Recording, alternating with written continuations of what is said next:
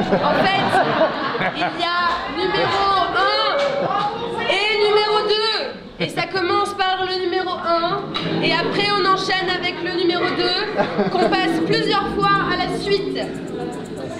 C'est ça? Non, c'est toujours pas ça. Non, c'est toujours pas celle-là, ça c'est la deuxième. C'est la seule que tu as. Ok, tu me laisses combler et après j'arrive. Kirby Marzel, tu es là.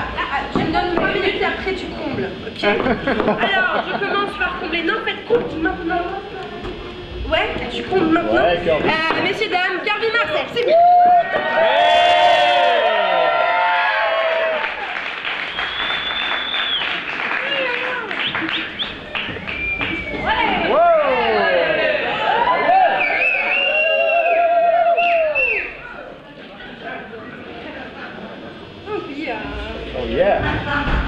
Quelqu'un connaît des bien blagues? Moi je peux essayer en anglais, mais en fait, je connais rien en anglais. God, who's from Chicago? I heard yeah. Yeah. I heard a yeah. Where are you? Nope. Okay. Well, fuck. Donc, ok. Oui, je peux pas penser très vite et dans le moment. Get naked. Yeah.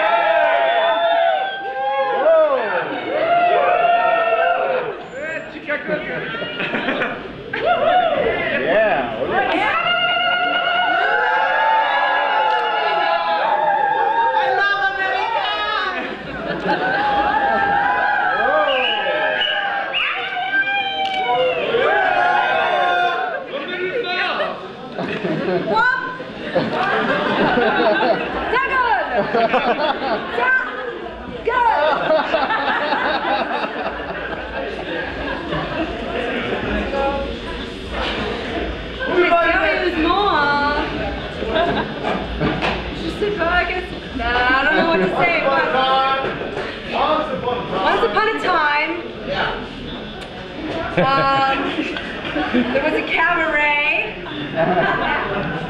called the Letting Go Cabaret, and it's totally kick-ass, you know.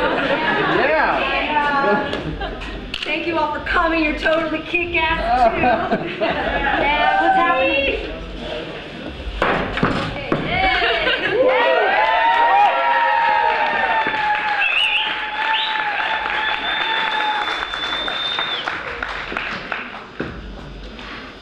Je peux avoir du micro? Allô? Merci.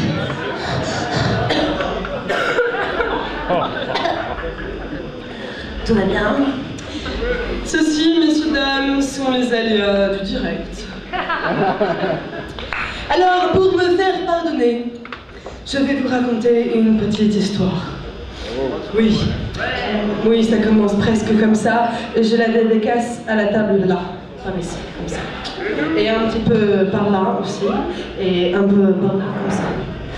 Messieurs, dames, est-ce que vous avez déjà entendu parler du dresseur de puces? Savez-vous que le dresseur de puces dresse vraiment des puces? Alors, oui, c'est ça, après, c'est ça. Oui. Mademoiselle me disait, bah oui. Ah non, moi avant, je croyais que c'était pour de faux. Et qu'ils faisaient semblant de faire sauter des puces. Et que c'est parce qu'elles étaient trop petites qu'on les voyait pas et que c'est pour ça que ça faisait semblant. Et non, pas du tout. Je vous raconte une petite histoire, je vous la fais en version courte, juste pour vous. Elle est adaptée à des enfants de 3 à 10 ans. Il était une fois dans un pays fort éloigné où on construit des châteaux avec des tours comme des cupcakes, comprendre en langage enfant les pays de l'Est, de façon large.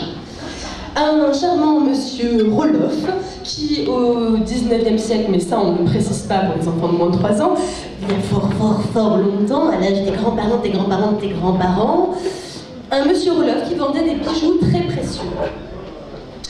Un jour, il s'en alla en Italie pour vendre ses bijoux très précieux à de riches gens et dames. Et malheureusement, l'hôtel dans lequel il s'arrêta fut victime d'un meurtre. Sauf qu'on le trouva avec tous les bijoux. Je vais le passer au passé composé, ça sera moins risqué. Et donc, il est arrivé dans l'hôtel, et il y a une dame qui s'est fait tuer dans l'hôtel, et vu qu'il avait plein de bijoux, on a cru que c'était lui. Mais c'était pas lui. Alors on lui a pris tous ses bijoux et on l'a jeté en prison.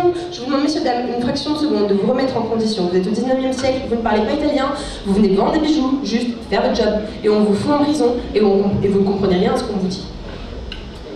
Hein? Voilà. Absolument, je suis tout à fait d'accord, c'est extrêmement triste et même tragique, mais la vie fait bien les choses car Monsieur Roloff, jeté en prison avec ses longs cheveux de monsieur qui est resté longtemps en prison, s'amuse et fait copain-copain avec les puces qui peuplent sa cellule. Et vu qu'il a les cheveux longs, il s'amuse à attacher les puces à ses cheveux. Oui, il n'a rien d'autre à faire, c'est normal, il est en prison.